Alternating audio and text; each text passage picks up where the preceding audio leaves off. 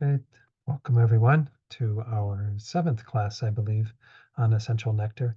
Let's go ahead and get started as we usually do with just a few prayers. I've got those queued up here. Let's recite again this praise to Shakyamuni Buddha once.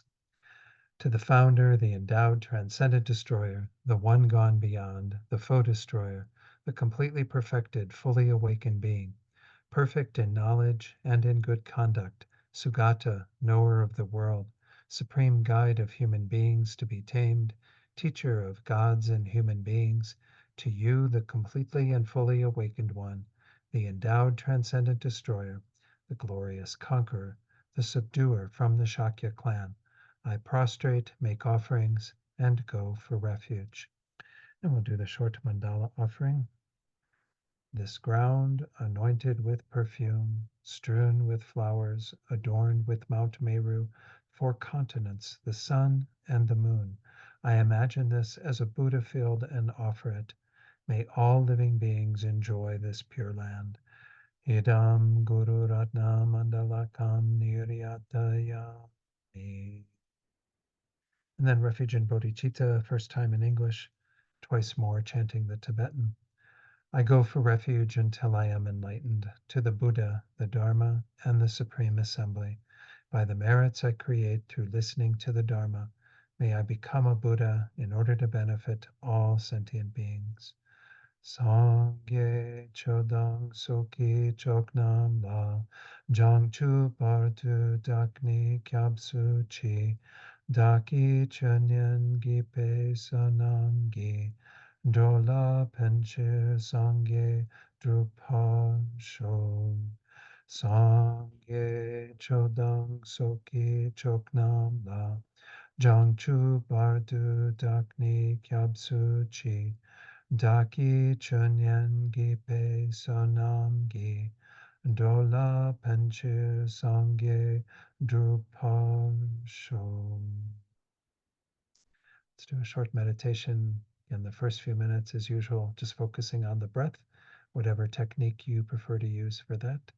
And then I'll come in and I'll lead you in a short reflection to set our motivation of bodhicitta for tonight's class. So we can begin now.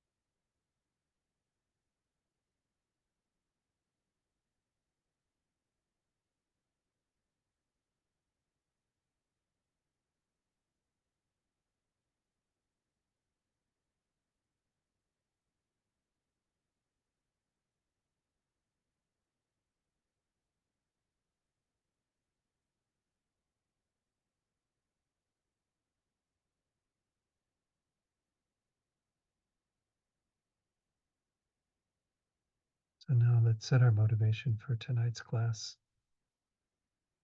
and briefly recall the teachings we've had already. First, looking at these two foundational topics, the basics of knowing that we have this perfect human life that is rich with opportunity. And moreover, through the kindness of our gurus, we have met with the Dharma. And these two things coming together in this existence that are unbelievably fortunate. And as we saw in the first level of the stages of the path, first of all, we are not going to have this life forever. And when this life ends, there's a good chance that we could end up in an unfortunate state. And we need an answer to that dilemma. First, by finding refuge, finding safe direction, protection in the three jewels, the Buddha, Dharma, and Sangha. And mainly, putting our confidence in the law of cause and effect, karma, one of the most important teachings that the Buddha gave, helping us to understand how to create the causes of happiness, how to avoid the causes of suffering. This is such crucial and vital information. And with this, we can affect the first level of the stages of the path, achieving a good rebirth, holding initially that level of motivation, at least to be sure that when we get to the end of this life, we have created the causes to continue to have good existences that we can use on our spiritual path.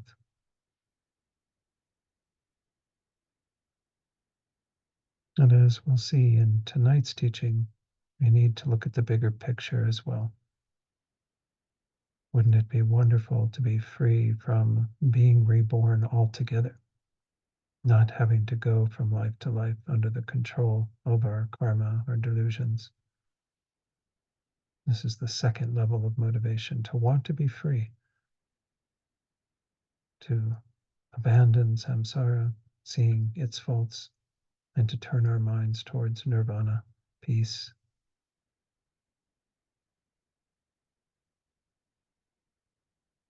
But when we've clearly analyzed our own situation in terms of those two levels of motivation, we see that we have to turn our attention to all sentient beings who are in the same predicament as ourselves. Really, no difference fundamentally between our own situation and others. And moreover, we are connected to those beings. We depend upon those beings. They have shown us incredible kindness. So, wouldn't it be ideal for us to be able to benefit them, to attain a state that would allow us to be able to lead every one of them to finding the peace and happiness that they seek? And this is the third level of the stages of the path, the motivation of bodhicitta, the wish to develop ourselves completely so we then can help others to do the same. So try to generate that level of motivation, going beyond the more temporal as well as the not final goal of mere liberation and attaining the state of Buddhahood, where we will be fully equipped to guide all beings to perfect happiness.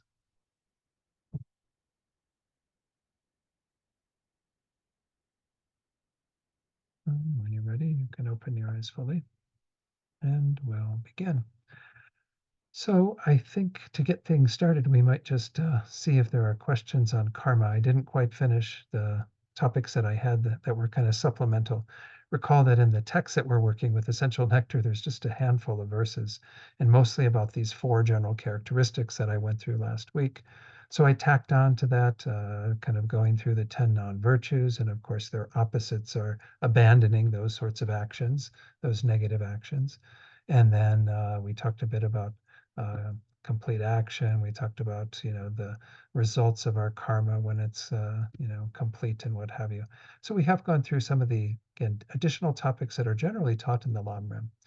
Karma is a big topic and a very important one. And so tonight, to finish it off, I will talk about purification. But let me see if there are any questions on karma before we dive into the topics for tonight.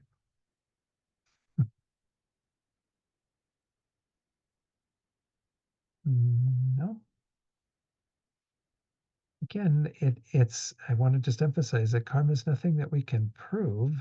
I can't, say exactly why any particular thing is happening. We can, relate it in terms of what the Buddha taught. The Buddha said various things in his teachings that give us an idea of the sorts of effects that we can see in our lives and what we might have done to produce those.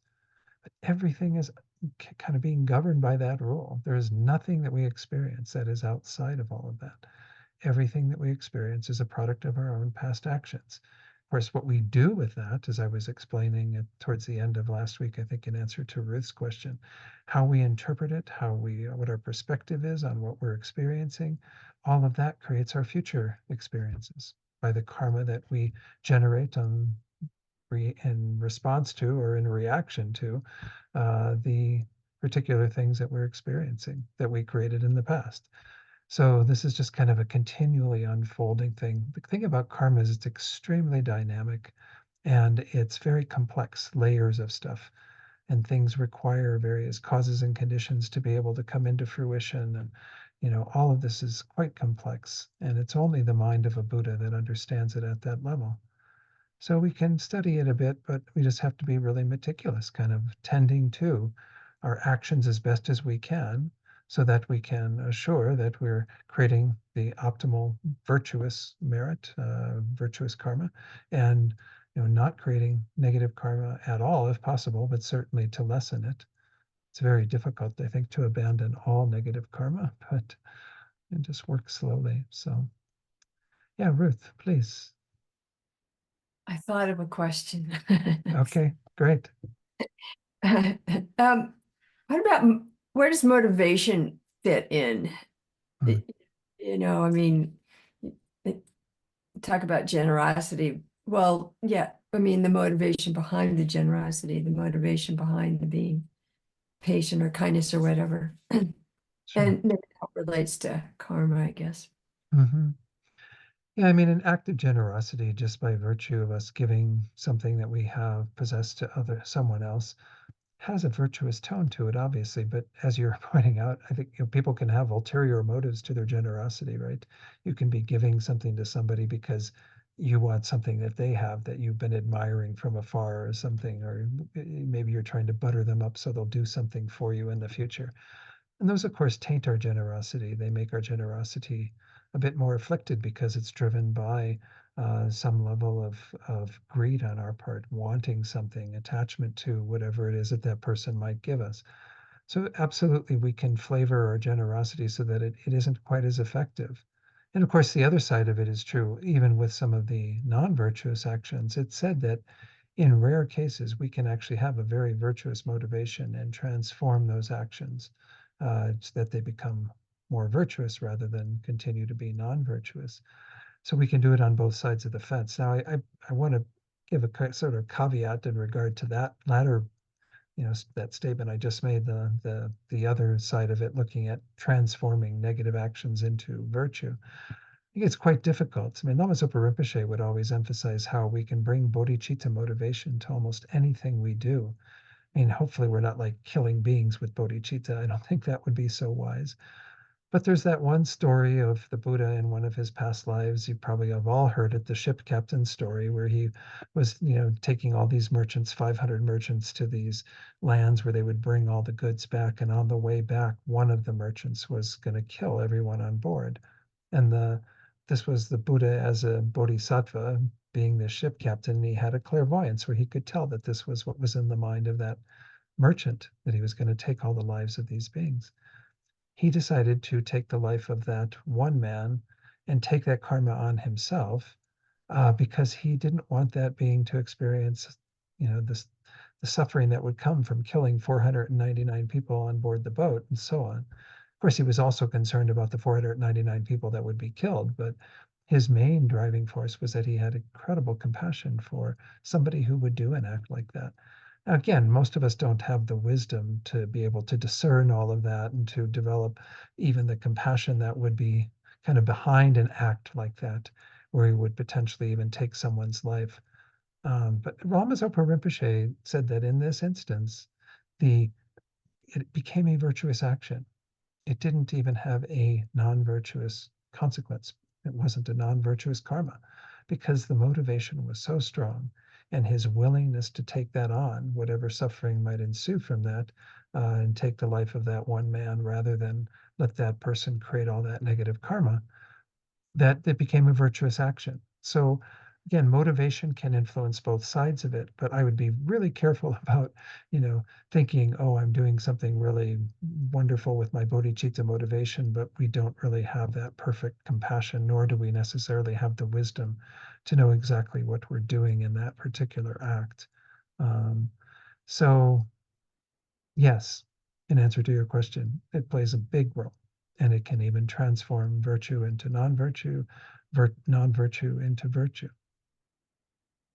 Any further on that, or is that okay? So again, Lama Zopa, I think, is he did say that there are many people who disagree with him on that, but that's how he presents it, is that it makes sense that if we do have very, very strong virtuous motivation, we can influence. Certainly, you can influence your neutral actions. When we get to the section of the text on bodhicitta, maybe I'll talk about that again there. Rinpoche even found sutras where the Buddha himself said you can, do these various actions like closing doors or sitting down or standing up or whatever with bodhicitta motivation, meaning you bring certain thoughts to those actions. Like when you go downhill, for example, walking downhill, you think, I'm going to go into the lower realms to free all the sentient beings from the suffering there. And then when you go uphill, you think, I'm bringing all those sentient beings out of the lower realms into the upper realms and happiness, uh, you know, ultimate happiness as well. So you can transform all of our mundane actions that are normally neutral into very powerful virtue. And this is what he calls bodhicitta mindfulness. There's a whole little booklet of practices that Rinpoche put together. As I said, maybe I'll talk about that a little bit more when we get to that section. But motivation is key. It really is what is driving karma. It's the thoughts we have in our minds that are behind all of it. So even in cases, for example, where we have a good virtuous motivation, but somehow the action gets screwed up, like sometimes this happens in the summer a lot when you get bugs inside your house, and you know that if they get trapped in your house, the cats might get them, or they might just die because they don't have what they need to sustain their lives in your house. And you go to try to save them and rescue them and take them outside, and you have this good motivation of capturing them and somehow transporting them out, and sometimes they get smushed in the process of that because they move too quickly and we're putting a glass down or something. And this has happened to me a number of times, right? It doesn't create the action of killing because I didn't have the thought to kill. I was not holding in that intention, that motivation. And of course, there was no non-virtue behind it. I was wanting this being to have a good, happy, long life, however long its life is, outdoors, where it could, find the food and protection that it needs out there. In the house, it's just not going to be a good idea with our cats and everything. So anyway, this is the idea behind it. Our actions in and of themselves don't have a particular power one way or another. There are natural misdeeds, which are those 10 that I pointed out. But once more, they can even be flavored by changes in our mind. So it all boils down to our mind, as we often say. So let's take a look at purification. Again, I have going to go back to the slide that we sort of ended with. Let me refresh everyone's memory, though we're once more in this fourth topic within the path of the inferior person. Two of them had to do with generating our concern for future lives, and then the means to gain happiness in future lives. And the last of these, again, is developing our conviction in karma. So we went through all of those other teachings on karma. The last, just to briefly review, is the four opponent powers for purification. There's a device of remembering these as all starting with the letter R that works out quite well. And this is the process that I usually use, and Venerable Rabina is often quite keen on this order as well. In some Lamrim texts, they change the order of these four. But the very first one is regret, where we bring to mind the actions that we have done. Now, if you're doing purification at the end of every day, which Lama Zopa Rinpoche says we're insane if we don't purify every day, because we have this wonderful technique to be able to remove, uproot any negative karma we've planted in our minds, or weaken those ones that we've, that are very powerful that we perhaps have committed in the past.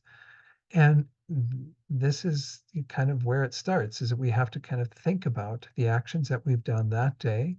If there are actions we've done in this life that are particularly heavy, we should bring those to mind. If there are even things that we want to infer that we've done that we don't remember, right? Because we've had countless lifetimes.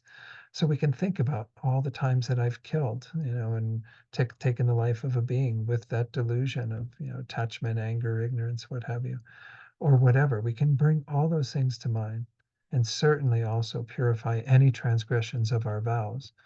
Then that's the first step. And regret is not guilt. Regret is simply saying, I take responsibility. I did these things and I want to clean them up. This is the mentality we have at that point.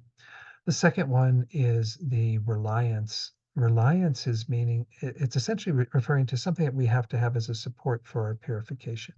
And there are two main mind states that we bring as a support. One is refuge, and I see both of these as kind of like beginning the process of restoring our relationship, first of all, to the three jewels in terms of refuge.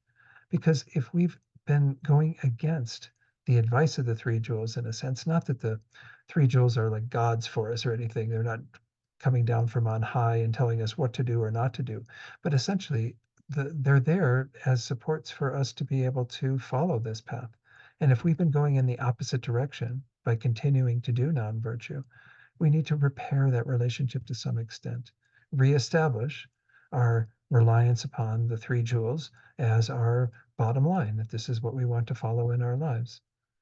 Recall that the most important, perhaps, of all of the refuge commitments is to not harm other beings. I mentioned this last week, and that's what karma is essentially all about, is trying to avoid any harm to others, and of course, trying not to harm ourselves as well. But then we have to also repair our relationship with other beings, the beings who we've harmed through those negative actions.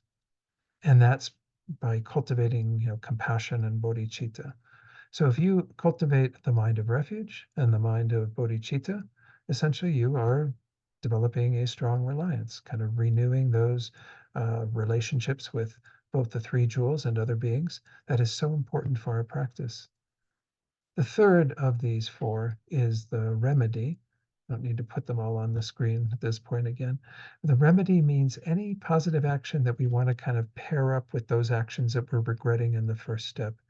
The process of purification is in a sense, it's like putting a virtuous kind of cap on top of the non-virtue. So it either ripens into less heavier results or it doesn't ripen at all. So we have to create some kind of positive potential, some virtue that we can do in a variety of ways. Most of you know of Vajrasattva practice, which is a very powerful way to uh, diminish some of the power of those negative seeds we planted. There's also the prostrations to the 35 Buddhas, and there's reading the Heart Sutra or other sutras. There's any meditation on emptiness or compassion. You can even give money to a charitable organization, as long as you're kind of in your mind pairing up that virtuous action with the purification of your negativities. Then it becomes a remedy for that. We're again doing this all in our mind. It might involve recitation of things with our voice and physical actions, what have you. But we it starts with us in our own minds thinking, I need to create kind of the antidote to that so that I don't experience the effects of those negative actions that I've regretted in the first step. Okay. And the fourth one they say is perhaps the most important, and that's resolve or restraint. I think some teachers present it as we have to be able to begin the process of refraining from committing those actions again. Otherwise, every night we sit down to purify and we're doing the same things over and over and over. And our purification it becomes pretty lackluster because we're not doing anything to move in a more positive direction. And if we're really sincere in our refuge in bodhicitta, well, then we should want to improve our behavior. So in the fourth step, you sit after you've done the purification with the remedy and what have you, and you make a mental determination as to how long you will refrain from the particular actions that you've regretted. So if you have vows, of course, you should make a determination to uphold your vows purely, going forward. If you've had any transgressions, you should continue to like hold that mind state of, I'm going to hold these vows purely. If it's something that, you're just making a determination to refrain from to some degree, if it's something you've done, that you do really quite habitually, that you need to break your habit of, your pattern of, well, then we have to be very kind to ourselves and not say, I'm not going to do it ever again, because we can't uphold that promise. We're kind of making a promise in this fourth step, saying, okay, I will refrain from, speaking negatively about the people at work, harshly to them and what have you for the next 2 hours, 10 hours, whatever it is that you can. You don't want to say forever, because if you know that you're inclined to do that, well, then that's going to be too hard to keep that promise. So you just try to lengthen it each night when you do your purification so that it goes from 1 hour to an hour and a half to, an hour and 45 minutes, maybe up to 2 hours and so on. And you keep elongating it till hopefully you get to a point where you say for 24 hours at least, and then you purify other stuff, but you make the commitment once again to refrain for another 24 hours, and you can keep doing that. And maybe you can get to a point eventually where you say, I will never do that again in this life. That's an important part of our moving forward. Otherwise, we're just cleaning up, we're making a mess and then cleaning up the mess, and then we're making a mess and then cleaning up the mess, and so on. It's just not so effective. So that's purification. I think most of you have a purification practice that you do, so I'm not going to talk that much more about it. Maybe I'll send along to Colleen the Vajrasattva practice that Venerable Rabina has, that some of you may have that as well. I think I've got it on my computer in one format or another, where she kind of goes through a technique of using the Vajrasattva mantra first to purify actions of body, then to purify actions of speech, and then to purify all our actions of our mind. So in that way, we kind of do all three doors of action where we create karma. Anyway, that I'll send along, and it's kind of structured in this way through the four opponent powers, so you can see it. If you don't have a purification practice, again, Rinpoche says we're insane if we don't do it. So I'm not trying to like belittle you by saying that, but he's just saying this is an incredible opportunity. The Buddha's given us a technique to address the negative karma that we've created through our own habitual patterns. And we need to use this technique very skillfully. So let's go on in our text then to the next topic, because we're now moving into the next level of the stages of the path. Well, oh, sorry, I did have just two slides with a quote from Lama Zopa Rinpoche. He says, we are incredibly fortunate that we have met the teachings and have some idea of karma. Before this, we stumbled along blindly, trying to be happy without any real idea of the causes of happiness and suffering, and never really knowing why things went wrong, no matter what we did. Now we have the perfect infallible route out of suffering. Right? This is why the Buddha taught this, is to give us, the exact advice that we need to be able to stop creating our own suffering, at least at this temporal level. Karma, as I said, does apply even at the middle scope and the great scope as well. But he continues, he says, we can see that whatever happiness we experience is the result of virtuous actions we have done in the past, and whatever suffering we experience comes from our previous non-virtuous actions. When we see this clearly, we know exactly what we need to do to correct the situation.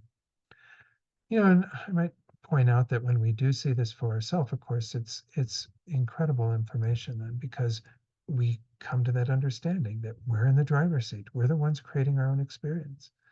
It's incredibly empowering. I know a lot of people think, oh, wow, it's a pretty heavy thing to know that I'm creating all my own karma, but it's totally empowering, because we can choose what we want to experience by what actions we adopt. And of course, those that we reject and try to avoid so that we don't have to experience the suffering from those actions. So much of the world doesn't even have a cognizance of this. It was kind of interesting. I was at a little interfaith dialogue last Friday that was kind of focused on what's happening in Gaza with Israel. And it was about, I don't know, 12, 15 people, and there were quite a few Jewish folks there, um, some people from other traditions. And of course, I was explaining the Buddhist perspective on all of this, that essentially this is just one of the patterns that we see in our world of beings continuing to create their own suffering. You harm me, and then I harm you, and then you harm me, and then I harm you. And it's going to go on forever until somebody breaks the pattern and says, okay, I'm not going to harm you any longer. And it might be hard to do that. It's standing up to the way that things are normally managed in our world, which is revenge and retaliation and all this stuff. It's accepted in a worldly way, but from the Buddhist perspective, we're only creating our own suffering. So anyway, I don't know, some found some usefulness in hearing that, but still the discussion goes back to, we have got a right to do this and a right to do that and da da da da. And Buddha would say you have a right to do it, I guess, if you want to say that, but if you're going to face the consequences of it, and that's the problem. And most beings, again, don't adhere to that idea of karma. So they're not aware of it. Again, it's not just an idea, it's the way the Buddha says things actually work.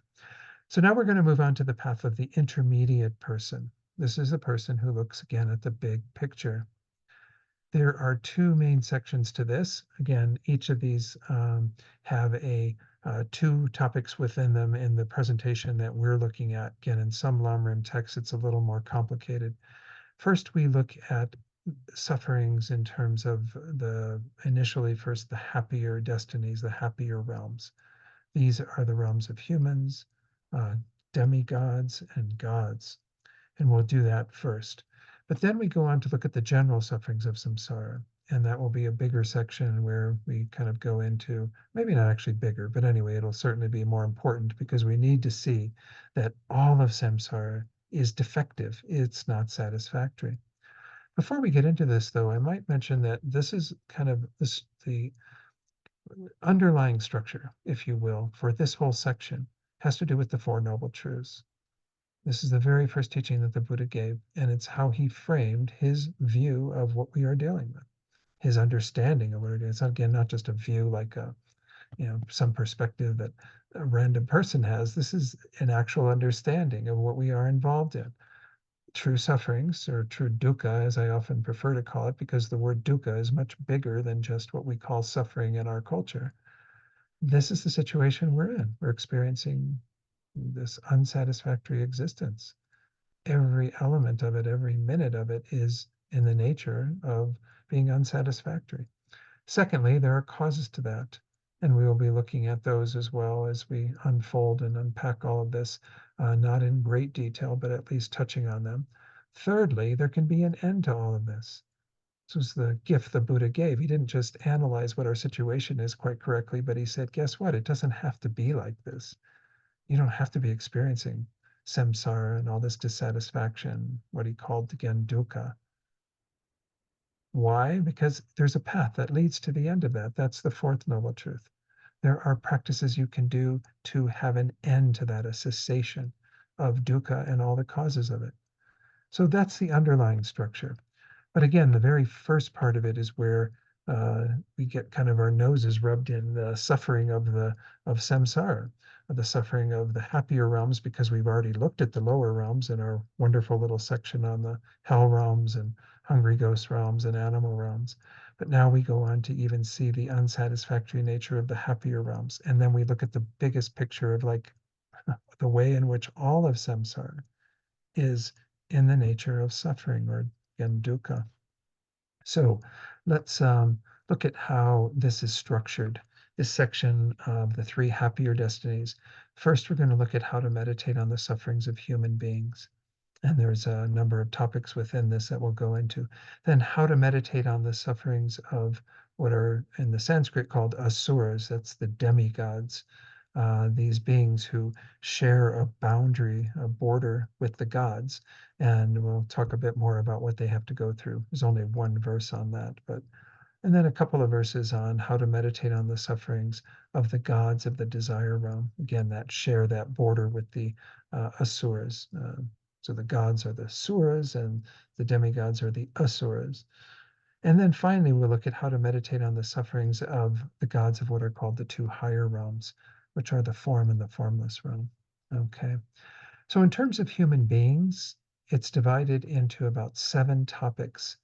The first verse is an introduction, and then we have 7 topics after that: suffering of birth, aging, illness, and death, which is when the Buddha taught his first sutra on the Four Noble Truths. That was how he detailed initially, was the beginnings of our suffering at birth, then aging, illness, death. But these are part and parcel of the unsatisfactory nature of even a human existence. Then he went on to talk about the suffering of meeting the unpleasant, the suffering of separating from the pleasant, and then the suffering of not obtaining what we wish. So I'll go through those as we go through the text and kind of detail them out. But we're heading into, again, a place where we're going to get our noses rubbed into suffering and the causes of suffering, but mainly suffering. So it's not going to be quite as gruesome, perhaps, as the suffering of the lower realms, but nonetheless, we do have to kind of be in this space of being open to hearing teachings about suffering.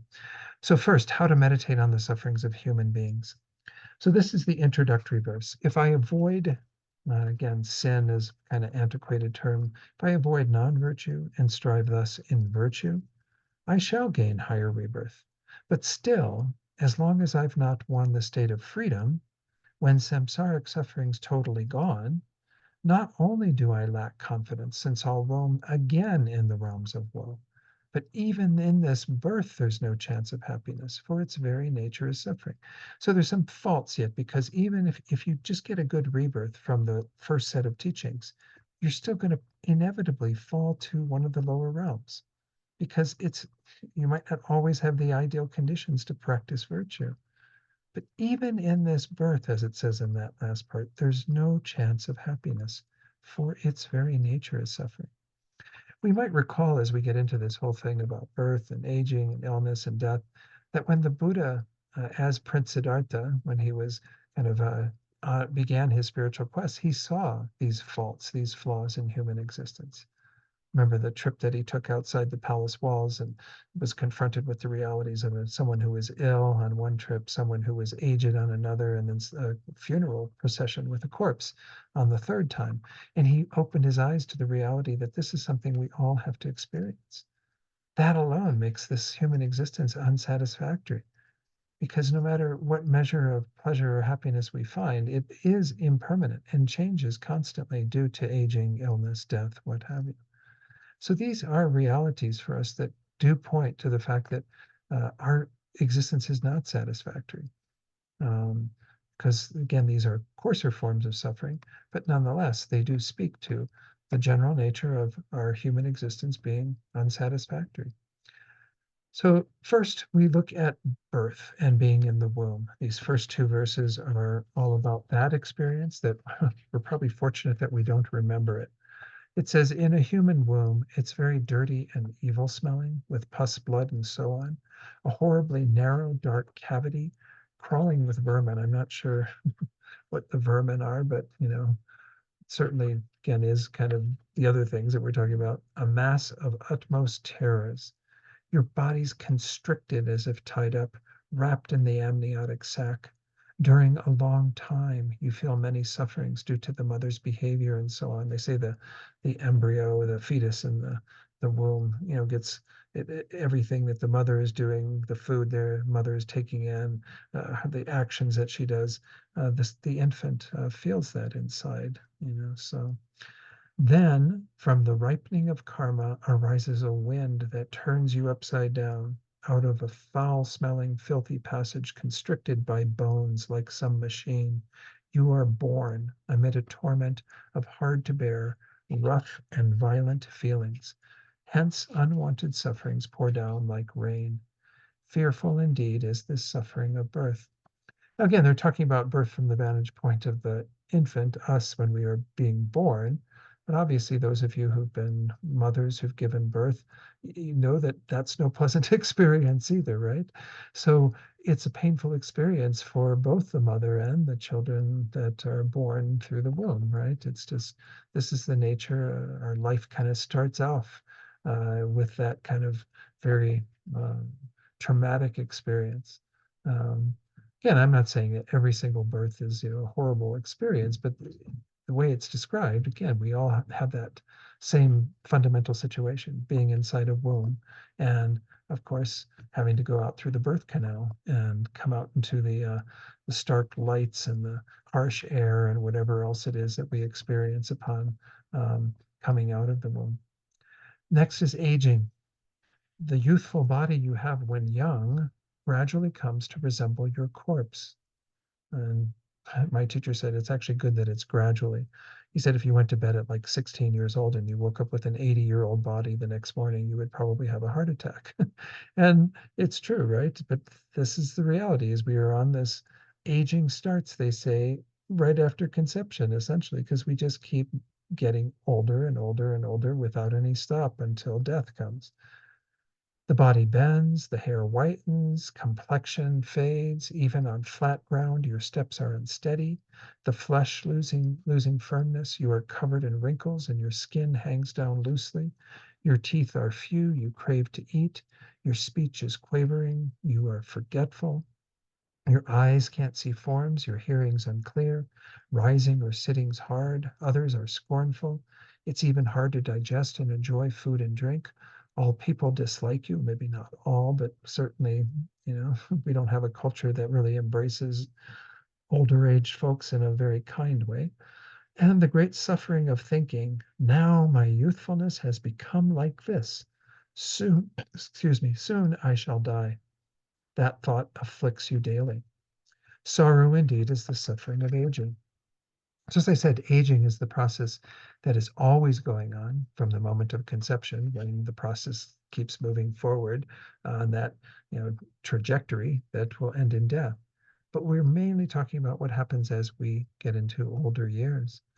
And as many of us know who are attending this, myself included, the body changes and things are not as effective as they were before in terms of functioning the way that they used to. And you have to deal with that reality. The body isn't as beautiful as it was before. I mean, again, I'm not saying that that's an inherent thing. That's something that our culture puts on that, right? Where generally people are not seen as quite as attractive as they kind of lose the luster of youth. So this is a very painful thing for people to go through mentally, but also, of course, the physical changes in the body, which become more complex as we get older and older. So this is going to happen to you. This is one of the contemplations they often talk about where we think, I am subject to um, aging. Aging is unavoidable. So then the third one, sickness, we got two verses for that. When disease of disordered elements strikes, it's hard to move. You're stuck in bed, always groaning with fierce pain of sickness. You wail unendingly day and night, not free to enjoy what you like. You are given unwanted food, drink, medicine, and so on, right? Because of the limitations on your body. You might be given stuff that's really pretty meager and not so tasty because of being so ill in constant torment from pains of the sickness. Still, you must suffer bleeding or cautery. Cauterizing is burning things to affect cures. I don't know that we do it quite as much. I mean, bleeding even, I'm not sure is, a common technique, but this is a older text, obviously, again. A comfortable posture is not to be found. You look ill, speak feebly, and cannot get up. Because of the sickness, your body, possessions, home, friends, and servants all seem like enemies. Days and nights pass in mental distress. You're greatly oppressed by the powerful affliction of misgivings that this illness is fatal. Vicious indeed is the suffering of sickness.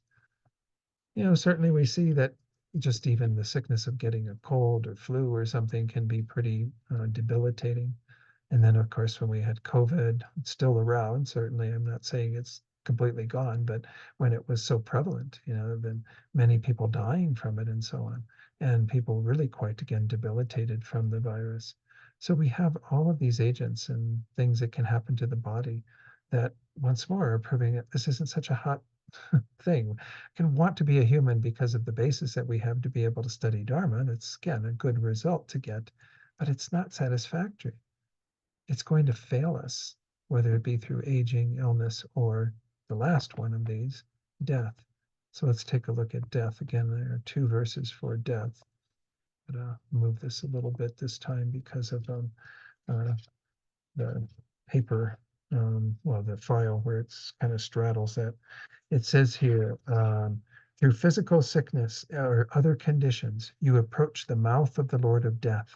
When gripped by your violent, fatal disease, you lie down on your final bed. Doctors can't help you, nor rites avail. You and others abandon hope of survival. Friends and relations surround you, weeping. Your own face, too, is bathed in tears. Now, we did talk about death and the topic of death and impermanence. But here it's again just pointing out that this is the the end of the line for all of us.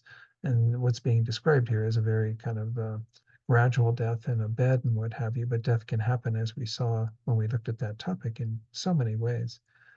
273, your mouth pronounces your last words. Possessions disposed of, your grave is prepared. Nose contracts, mouth dries up, eyes roll upwards, your breath short and wheezing. What can you do? Attachment for kin, body, friends, and possessions afflicts you with sorrow. Misdeeds bring regret. Your arms and legs flail in your violent agony. Fearful indeed is such suffering of death. Again, suffering, I'm not saying that every single person that dies is going to have an agonizing experience. And it's still going to be difficult, but not everyone dies in kind of a way of that was being described there. But it's still this separation, right? We absolutely will have to let go of everything that we've gotten so used to in this life, especially this body that we've inhabited in a sense. This mind has been here together with us since the very beginning, and we're going to have to separate from that. And then, of course, leave behind all the things that we're quite attached to. The mental pain that can happen at death is pretty extreme for many people, but the physical pain can certainly be there as well. So those four: birth, aging, illness, death, kind of they're all there. And of course, now what happens in between all of those, between birth and death, and when we're not perhaps ill or dealing with being having old age? Well, we have a lot of other sufferings we experience, and there are three that are talked about here. The first one has to do, first, we're going to kind of a brief introduction, the first two lines to introduce these last three of these seven sufferings of humans. And then we're going to go to the first one, which has to do with having to meet the unpleasant. Oops, I'm sorry. Somehow I hit the phone here. I got the dial tone. In the intervals of the torture, while the four foes, birth, age, sickness, and death, are turning the wheel, there's still no chance of happiness since there are many sufferings. So that kind of introduces these last three. Through meeting what is very unpleasant, such as the perils of hostile foes, robbers and beasts of prey, ghosts, fire, and water, the mind is enclosed in a cell of misery. And the things that are described here, and we certainly, do have a lot of various things, outside things that are unpleasant for us. But every day we meet things that are unpleasant, right? And right now we're heating up down here in the Southwest. And so I'm not a big fan of hot weather because we don't have air conditioning. So the hot weather becomes something unpleasant, right? And normally we kind of like things to be a little warmer. I think you guys are dealing with pretty cool temperatures there right now. Maybe you want some hotter weather, but you know, this is the nature of existence, right? We're constantly having to meet with something that is unpleasant for us, something that we don't enjoy so much. And it can be these various beings and what have you, but it can just be the day-to-day stuff. We're always having something unpleasant. Noises in the middle of the night, dogs barking that, their neighbor let outside and they didn't tend to or whatever. And they bark all night long so you can't sleep. Mosquitoes that get into your house in the summer and keep you awake. I mean, we have to meet with the unpleasant very, very frequently. You know, it's not always ghosts or things like this that were described in the text. But this is a reality, right? The second one, we even are separated from what is pleasant. So here it says, when you are helplessly parted from something greatly cherished and dear to your heart, like a relative, friend, possession, or servant, remembering this, your mind feels great yearning. You utter all manner of lamentation. Bedecked with tears, you fall in a swoon. You toss your limbs and tear out your hair. Your speech is subdued, and you can't even eat. Of course, what's being talked about here about being separated from the pleasant, it is more specifically the grief that we feel at loss of others in our lives. But once more, we are separated from the pleasant frequently too, right? Things that we cherish that break or disappear, or someone takes them or whatever. And we have to face that reality that everything that we kind of get pleasant in our lives is impermanent. It's not going to be there forever. And so this is a reality that kind of again is happening pretty much every day of our lives. I might mention here, I am going to do a little workshop on grief and loss through Tupta Norbuling here in Santa Fe on June 22nd. I just like to throw that out there because there's not that many things that people offer in Buddhism around grief, at least in Tibetan Buddhism or the FPMT. But grief and loss is an important thing to work with and not just acknowledge it as a form of suffering, but to actually see what we can learn from it. I often even call that workshop learning from grief. But the idea is anyway that this is certainly indicative of human suffering. We do have to be parted from all manner of things that we generally like to have in our lives, sources of pleasure for us, including our friends, family members, and so on. 276, this is the third one of not obtaining what you wish. So we might have desires and we are thwarted in getting them. That's kind of different than being separated from the pleasures. This is like the obstacles that are there often in terms of trying to acquire and get the happiness we seek. So it says, you work your fields, but win no harvest. You look after herds, but they don't increase. You go to do business, but you make no profit. Your hopes of a loan or gift also aren't realized. Such wanted things, though sought with hundreds of hardships, you do not get. Unwanted things like frost, drought, quarrels, attachment, and lawsuits strike like lightning. So we get lots of other things that are obstacles to that, but we don't get the things we want. The destitute suffer in work and labor, and as the servants or slaves of others. Those who have wealth always have troubles like guarding it and making it grow. Furthermore, heat and cold, hunger and thirst, want and distress, and fighting each other, and so on, even in human realms, are like the sufferings of the realms of woe. So not all of these maybe fall, squarely into that idea of being thwarted in getting what we desire. But we wake up every day. I mean, I might point this out because I think it's useful for us to think about. Every day we wake up with every intention of getting what will bring us pleasure throughout that day. That's kind of our default mode. First I want to get up. I want it to be a nice, comfortable day that I can enjoy or whatever. I want things to go well when I'm getting ready to go to work or wherever. I want it to go well on my way there. I want everything to go well at work. And we even have that expectation that everything that we desire is going to come to us. And of course, that doesn't happen a lot of days. We're often thwarted in getting what we want, having the traffic go in our favor and, have everybody be in cheerful mood so that we don't have to deal with all of their, uh, bitterness or what have you. So this is the nature of human lives, that we just have this up and down all throughout our day, having to meet with the unpleasant, having to get the pleasant, but then get separated from it, being thwarted in getting what we do want. And as we're going to see when we look at the bigger picture of suffering, even when we do get the pleasure that we desire, it's not really satisfactory. That's just, again, something we have to come to understand so that we can turn away from those samsaric pleasures. Now we go on to the second of the three higher rebirths, happier rebirths, which are the asuras, the demigods. As I said, they share a boundary, a border with the gods. Um, I think as I was going through these three realms, the three lower realms, I mentioned kind of what they're a product of. The hell realm's a product of anger, the hungry ghost realm, a product of greed, and then the animal realm, a product of ignorance. The human realm is said to be a product of attachment, because that is really what we're all about. That's kind of, again, our default mode. As I said, we wake up every day just attached to getting what we want. The asuras, on the other hand, that realm is said to be a product of jealousy because they are so jealous of the gods and what the gods have, even though they have it pretty good in terms of samsaric experiences, that they can't even, they're kind of like blinded by their jealousy. It blocks their happiness. They can't enjoy what they have because they're constantly thinking about what the gods have. So let's go through that verse. Asuras who are mentally tortured by flames of jealousy for the wealth and the perfection of the gods prick them like a thorn in the heart. So they fight with the gods and feel horrible suffering due to desire. Although they're intelligent, karmic obscuration deprives them of a chance of achieving the path of freedom. They say that this jealousy acts as such a thick obscuration for them that even though they could use their intellect in a very beneficial way and realize perhaps some deeper truths that the Buddha taught, they're blocked by that.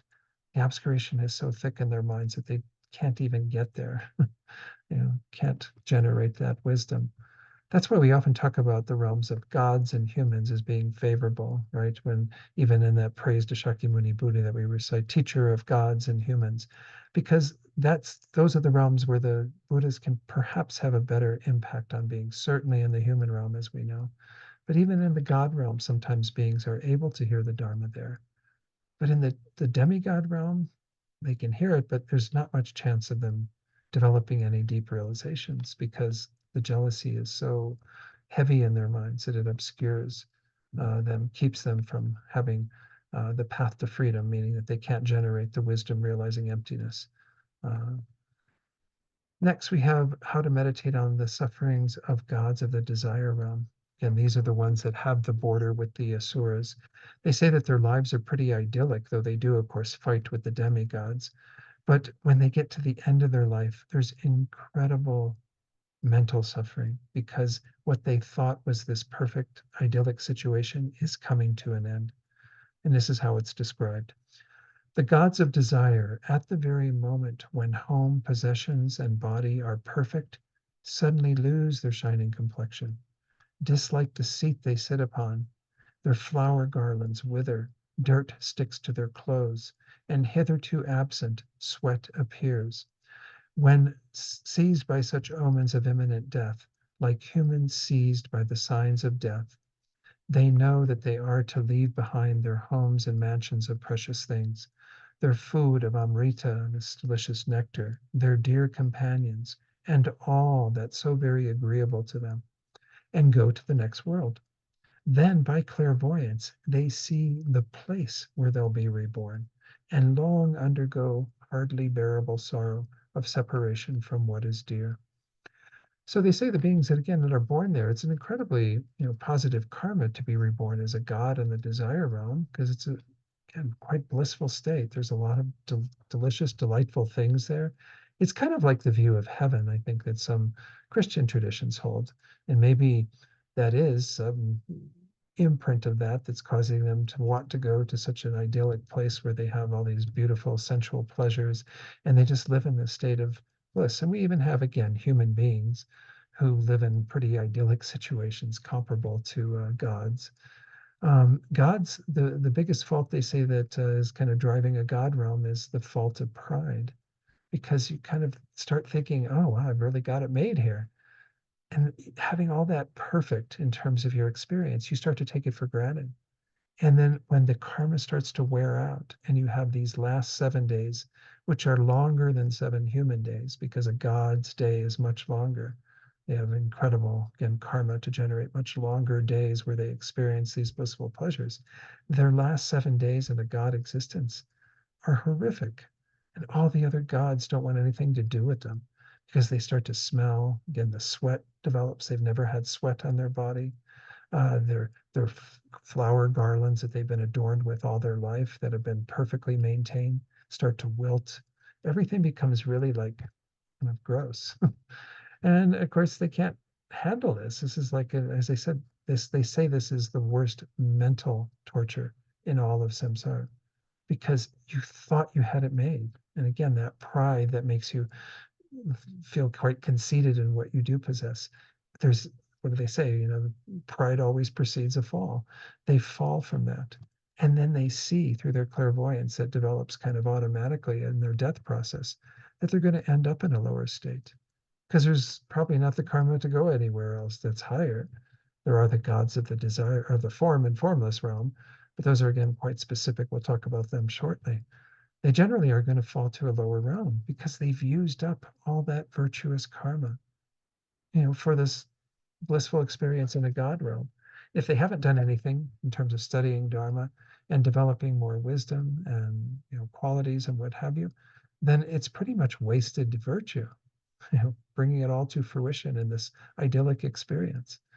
So I'm sure they have great regrets at the end of it, seeing that they're going to now plummet and fall into an unfortunate state. Of course, there's other sufferings that they experience in their lives. When, too, they fight the Asura's armies, the demigods, they suffer from limbs and minor parts being severed, their bodies rent and killed. The gods of less merit are terrorized when they see the grandeur of other gods who are possessed of vast enjoyment. So not every god existence is identical. Some of them are not as well off as others, and they are kind of, having to deal with that reality. The strong gods force the weak ones out of their homes. They have such sufferings. And so then we have one more verse here about like this idea of, being distracted by pleasure. Maybe this was thrown in here to warn us as well. We're not gods, but we can generate a lot of attachment to sensual pleasures. Extreme attachment to sensual pleasures, in short, is like constantly drinking salt water. With no satisfaction, you're always in torment. So, what chance of happiness is there in it? Since the elephant, mind, we often talk about the mind being like an elephant because it can do a lot of damage when it's out of control, is hopelessly drunk with the maddening liquor of sensual desire. There's minimal chance of taming it with the soothing hook of the holy Dharma. So again, he's pointing this out in particular with regard to the gods, because as I said, they're so much in this blissful state that even if a Buddha is appearing to them and teaching them, and they could potentially listen to that and maybe develop some understanding and realization, but so many of them are intoxicated by desire. But we have to look at our own lives and to what degree is that our situation as well? Do we, live our lives continually, trying to find, the next good thing, the next pleasurable thing, and going from one thing to another? Or are we doing something more meaningful with the time that we have? Attachment, again, is a very um, powerful force in our world. All of these six states are often called the desire realm because that's the underlying motivation behind all of these beings to some degree. Um, they are, again, often thwarted in achieving what they want and their desire for sensual pleasure by the circumstances that they find themselves in. So now we're going to go on to these two higher realms. Before I actually bring it up, let me just talk about these because I have talked about them like in Exploring Buddhism, where essentially we went into some of the detail in the meditation course about how you can develop these states of meditation that are called the four concentrations or jhanas. And then you can also develop even subtler states that are called the four absorptions or formless absorptions. These four concentrations are essentially you, through developing a meditative state, you create a karma that can cause you to be reborn in a kind of parallel physical world in terms of these form realm concentrations. So when you develop the first concentration, you are creating the karma to end up in a first form realm concentration state where you have that kind of mind, but you're experiencing a physical embodiment. Same for the second concentration, third concentration, fourth concentration. They often call these unmoving karma because they only can create the karma for rebirth in that particular realm. So there's these four realms that we can be reborn into through developing very deep states of concentration. Those are called the form realm gods. And they don't have anger in those realms. There's no violence or anything. Their senses are much more refined. I think they don't have taste and smell. They have hearing and sight and a bodily sensation, but they don't eat food. There's no need to eat food in these states. They're very, again, subtler forms of existence. In the four formless absorptions, they're called that because the state of existence that they create the karma for is formless. You don't have a physical form. According to Tantra, you do have very subtle wind energy that's together with the mind. But if you've created the karma to be reborn in one of those formless realms, when you leave this physical embodiment, your mind just hangs out in a space of that karma projecting an existence that is formless, that is without any real physical embodiment, again, other than this subtle wind that is with the mind. So it sounds kind of idyllic, but again, these are not the answer. These are still unsatisfactory. Why? Well, let's take a look at what our text says. What are the sufferings of these gods of the two higher realms, the form and the formless realm? So, in the two higher realms, these sufferings are not manifest, right? I mentioned in the form realm, even where they have bodies, they don't have grosser forms of suffering, but they are latent. The seeds for them are still there. You have defilements, the root of suffering, and faults together with obscurations. At the place of your death, devoid of free will, since your nature is always to be afflicted with most painful suffering of being conditioned, again you will fall. You cannot have confidence. So even if you end up in one of those idyllic states in the form realm or the formless realm, there's no guarantee that you're going to be able to, continue to hold on to that. And at some point you're going to fall. Without doubt, you will fall to a lower realm because the karma is only temporary to cause such an existence in these two higher states of form realm and formless realm existences.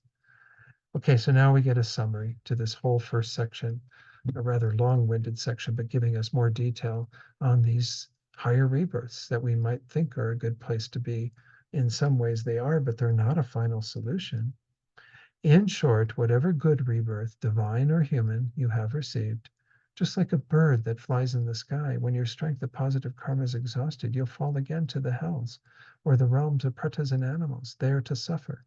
Alas, even grandeur of high estate is by nature impermanent and deceptive. So they use the example of like a bird, like if a bird is flying, in the sky and just continues to fly, at some point the energy is going to run out, right? It's going to need to come to the ground because it needs to sustain the energy or replenish the energy that it needs to fly and what have you. You can't fly forever. It's same with these states of existence, whether you're born as a human, Sura, God, one of the gods of the form and formless realm. The karma is conditioning that. So you're only going to have that experience for as long as the karma is there, and then you will fall to something else. Again, we've talked in the first section on the small scope about creating the karma to have good rebirths, such as this human rebirth that we possess. But there's still unbelievable suffering within that, as we saw. So even if you're guaranteed to kind of get some chain continuity of good rebirths, it's not a solution, folks. And that's what this whole section is starting with, is saying, even these upper realms, you could end up in good states of existence, but it's not the final solution. So in terms of our outline, we now go on to talk about the general sufferings of samsara. And there are two main presentations that are done here. One is often called the six faults of samsara, and the other one is the three types of suffering that many of you, I'm sure, have heard. So we're going to first how to think about these six sufferings or faults, and then how to think about the three sufferings, the way that we can look at this term dukkha or suffering and see its facets in terms of three different main types. I'm going to introduce you to the six sufferings as they are usually taught and the words that are usually given to them, but the wording that is used here in our text um, in terms of the outline that's in Essential Nectar, the book with a commentary by Geshe Rabten, kind of puts them in a different order and talks about them slightly differently. Normally, we talk about first the suffering of uncertainty, that we can't rely upon things in terms of the people in our lives that are our friends, could be enemies later in this life or even in our next life. It's usually about persons, but obviously uncertainty affects a good part of our experience, the way things change without us being prepared for that. The suffering of dissatisfaction, that there's undercurrent of dissatisfaction, that we never get fully satisfied no matter how many delicious, delightful things we've had. The next two, discarding your body repeatedly and then being reborn again and again. So we have to die and let go of this body that we've gotten so used to over time, and then we have to take another body. Our consciousness enters into another existence and we have to be reborn again and again. There's a constant change of status within all of that, going from the gods of the formless realm all the way down to the beings of the worst hell of Avicii that we looked at, and everything in between, going up, going down. We're like on this elevator that just keeps stopping at random floors, some in the basement and some in the penthouse on the top. And then we have the suffering of being alone, which is kind of an interesting one, that essentially, whatever is going on, we are always fundamentally alone. Now, how are these put together in our texts? In our texts, four of these are considered to be untrustworthinesses, if you will. It's a weird uh, pluralization of that word, but the first is the untrustworthiness of attaining a body. This is similar to the third one of having to discard your body repeatedly. So we're going to look at that first in verse 285. Then we have the untrustworthiness of helping and harming. This is that first one, the suffering of uncertainty. As I mentioned, that's usually referred to as the beings that we like to think it's certain they're going to continue to help us or they're going to harm us, but the roles keep changing. Our friends might become those who harm us. They were helpers, but now they are harmers because there's no certainty in these relationships we have in psychic existence. Third, the untrustworthiness of attaining perfection. This is comparable to number 5, the constant change of status, because even if you get what you think is perfection within samsara, you have to fall from that. There's no real perfection in samsara that's lasting and stable. And then fourth, the untrustworthiness of company, meaning that we're essentially alone, the suffering of being alone, that we might, surround ourselves with all sorts of wonderful people and enjoy them in this life. But when this life ends, you go on to your next existence completely alone. Then we have the last two that aren't untrustworthinesses, but they are included in here. The lack of final satisfaction. Of course, that's the suffering of dissatisfaction, number 2, that you don't ever get any final satisfaction. You don't go, okay, I've had my fill of the pleasures of samsara and they're there and I can rely upon them forever now. We just keep going back to them again and again and again. And then number 6, having entered samsara without beginning, that's the fourth one, the suffering of being reborn again and again. I might mention that this little presentation here, this one that is in our text, is actually at the tail end of Lama Tsongkhapa's Lamrim Chenmo, the great treatise. After going through the 6 in the explanation in the order that I gave you first, he then says they can be summarized this way. I think it's a summarization that Asanga did. But anyway, this is the idea behind these, is we're going to look at kind of these more general ways that we can see the unsatisfactory nature of samsara by virtue of each of these things. First, again, these 4 untrustworthinesses.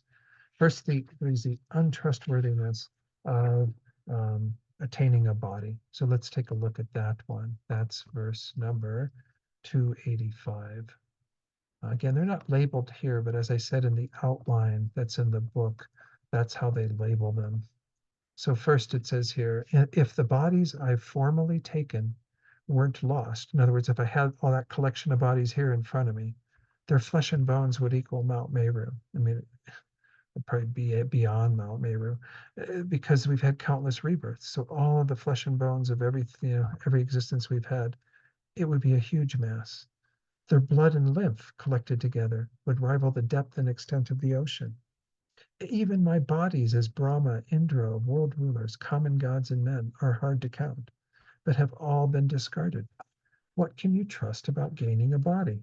Because you have to discard it. Every single body gets discarded. So you have to leave those bodies behind. That's again, this suffering of discarding your body repeatedly.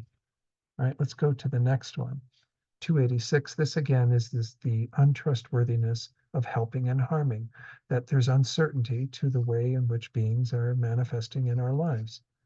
Even implacable foes of past lives have become friends in this life. And even if they might have been just impossible to please because they're just so dead set against us. Sometimes people do somehow transform and become friends. You know, they might have been that in a past life, but they can manifest as a very dear friend in this life and done me service. Past lives friends too become in this life real foes. You know, we like to think everyone that we're quite close to in this life who's our friend is going to stay that way. But in our next life, they could be, our worst foe, our worst enemy, who even attack my life, he says. Even in this life, from early to later parts, in every year and month and day and moment by moment, friends and foes change. What can you trust about helping and harming? Keep in mind, when we get to the Mahayana, the third level, the stages of the path, that's where we introduce the idea of equanimity. That's one of the main reasons for having equanimity to all beings, right? Is because things are constantly changing. We usually have attachment for our friends and aversion towards our enemies and indifference towards the strangers. Well, these roles are constantly changing, even in this life. And think about it. I mean, we do have people that certainly we've had many who've gone, no doubt, from friend to enemy. That was a big thing in high school, I think, right? You get really close to somebody and then they form friends with somebody else and then suddenly they can't stand you and they don't want to hang out with you and whatever. I mean, that happened to me and I'm sure it happened to many of you. This is the nature of our lives, is that people go from being very dear to us to being really repulsive to us and somebody we don't want anything to do with. So there's no certainty, certainly when it comes to life, then. If it happens within a single life, it can happen going from one existence to the next.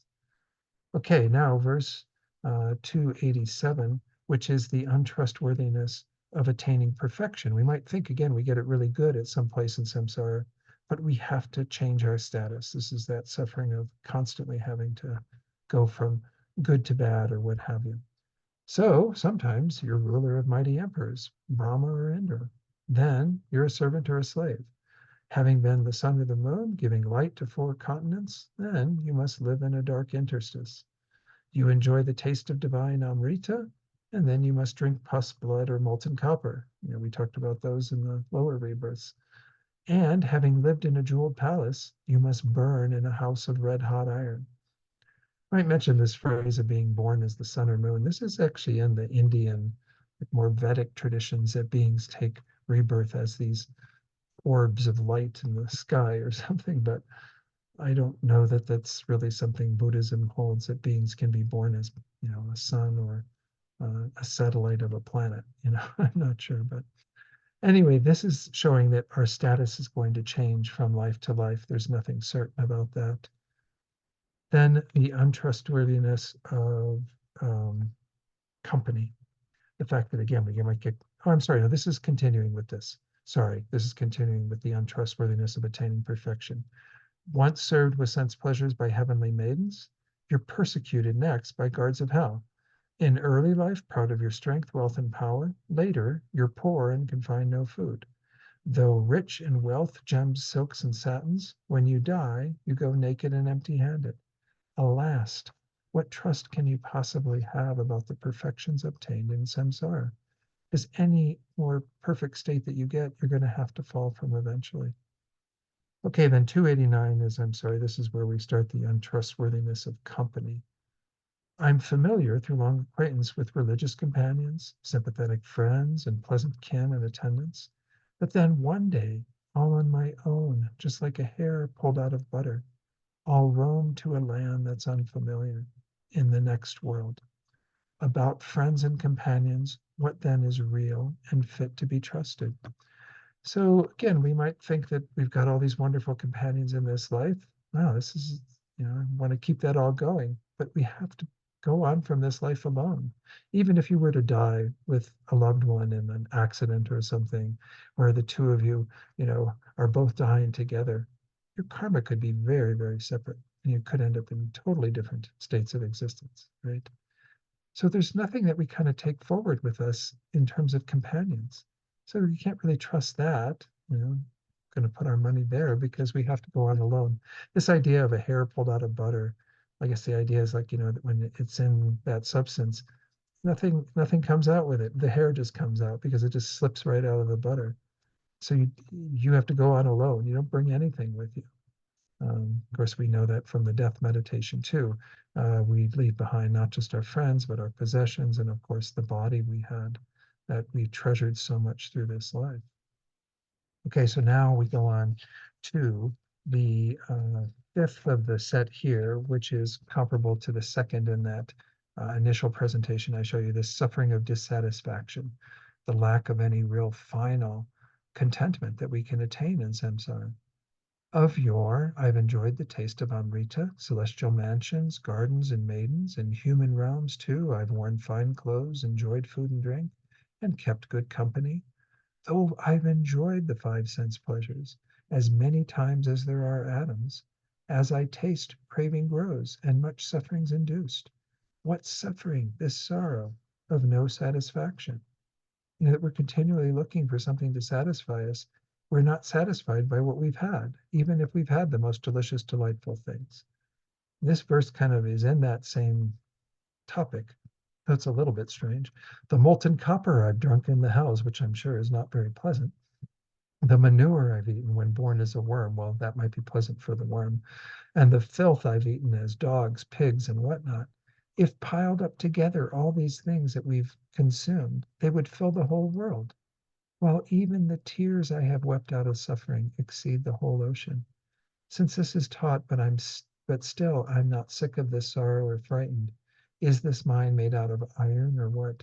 If we really get like what we have been through, the fact that we've never really found any satisfaction and had to endure unbelievable sufferings, we would be so sick of samsara. That's the main point of all these meditations, is to really drive you to see it as all unsatisfactory. 292 is the last of these six topics, these six types of suffering. Having entered samsara without beginning, in other words, the suffering of being reborn again and again. If this whole earth were turned to clay and made into tiny pellets the size of juniper seeds, one might count these, but you could not reveal a beginning limit to my mothers of just one birth, it's taught. So again, we've had countless rebirths that taking the earth and dividing it into these tiny pellets the size of juniper seeds would would be possible to count them all, but you cannot count the number of rebirths that we've had. Think well, therefore, to my rebirths in this samsara since the non-existent beginning. How could a limit appear? We've been born in samsara countless times. You know? So these six are kind of important to meditate on. I think rather than introduce the three sufferings, let me see if there are questions, and maybe we'll stop there for tonight, and next week start with these three types of suffering, which are also a very important way to look at suffering. But I would encourage you over the next week to kind of play with those six and think about them, because they can wake us up to what we are involved in, this round of existence. Again, keep in mind that this whole section is about generating what we call the mind of renunciation, which is, it's easy to generate renunciation to painful stuff in some ways, right? Like we do generate some level of renunciation on the first level of the stages of the path, where we turn away from the three lower rebirths. You read the descriptions and you go, no thanks, I don't really want to end up there. Well, I'll do my best to practice not creating the causes for that and create the causes for these other existences that are more favorable. But now we're trying to see that there's unsatisfactoriness through all of samsara. So one part of renunciation is to turn away from the suffering that we see and to kind of get that it's unsatisfactory. But we even have to turn away from what is pleasurable, because as we see, the pleasure doesn't lead to any lasting satisfaction. That's going to come up again in the three types of suffering, when we see that everything that induces pleasure is not real happiness. It's not a source of real lasting peace. It is only kind of a torment to us. It gives us a taste of it, and then we have to keep regenerating it and going back to it again and again. It never really satisfies. So we have to see not just the grosser forms of suffering, but the subtler ways that what we're involved in is unsatisfactory. That is one side of renunciation, is to kind of get that whole distaste for samsara, a disenchantment with samsara.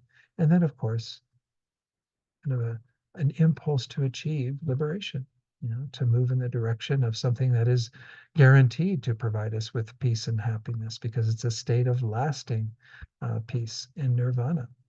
So that's the whole point of these meditations, is first to, again, get our noses rubbed in it a bit to see what samsara really is. So we then can begin that process of moving towards freedom. Any questions?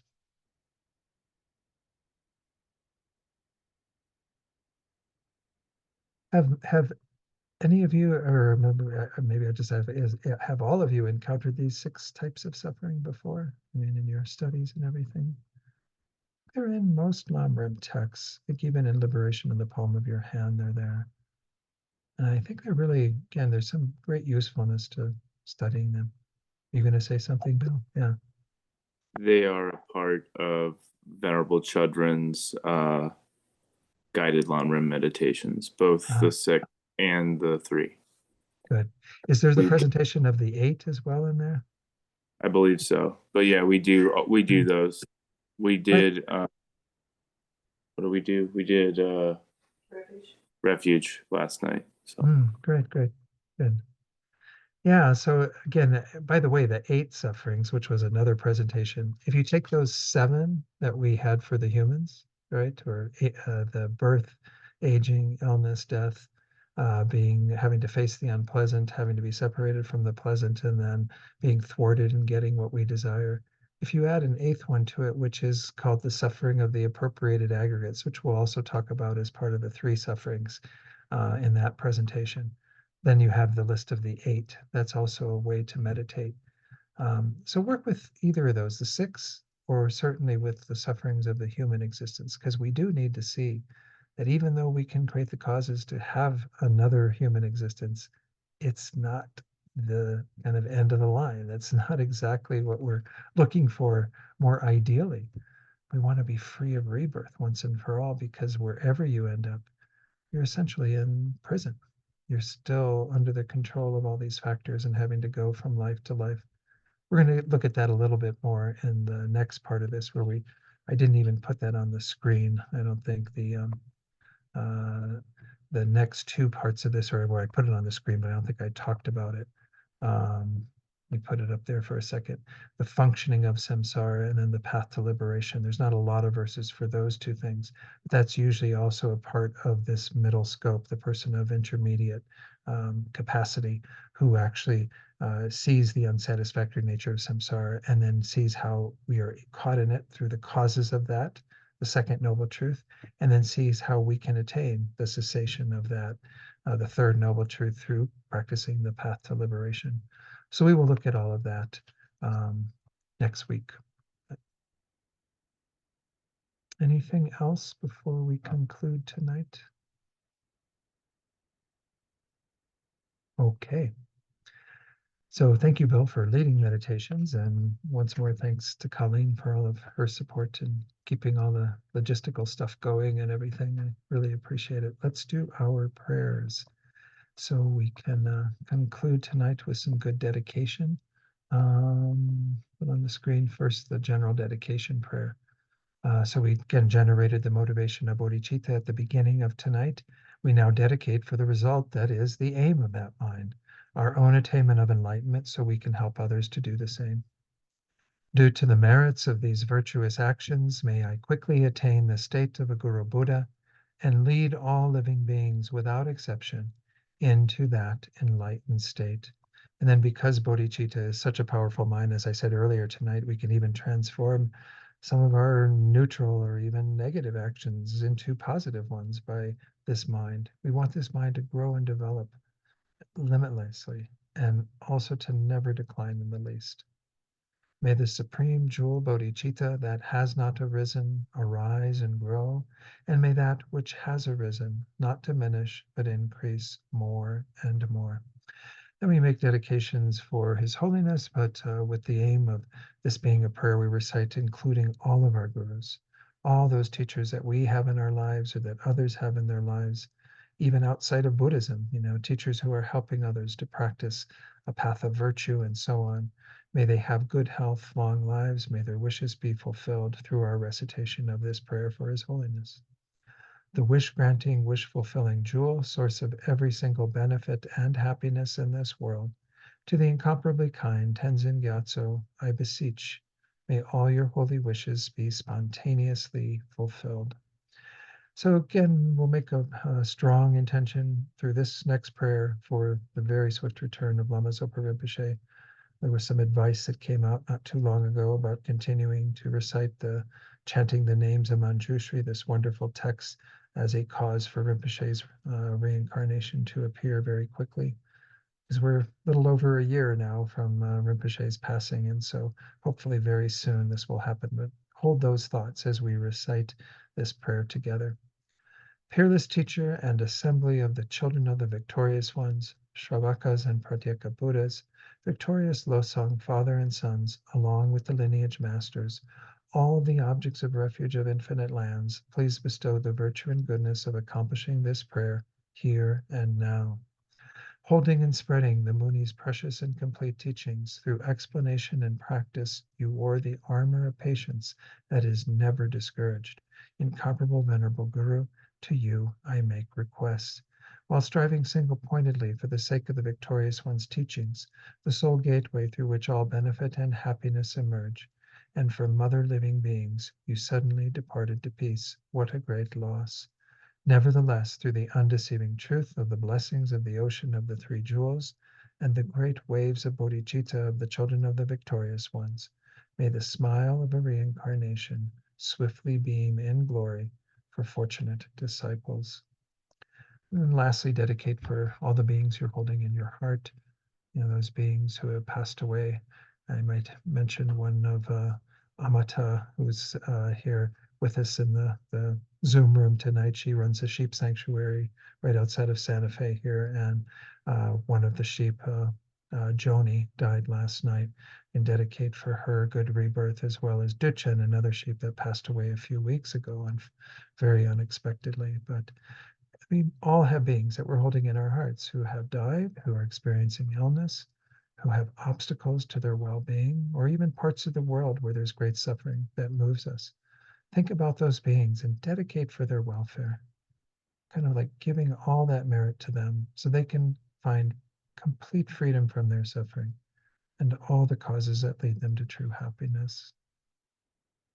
And may this be so for all beings through what we've done here together tonight. All right. Thank you all so much for hanging in there for another night with me. I'll see you all next Tuesday. So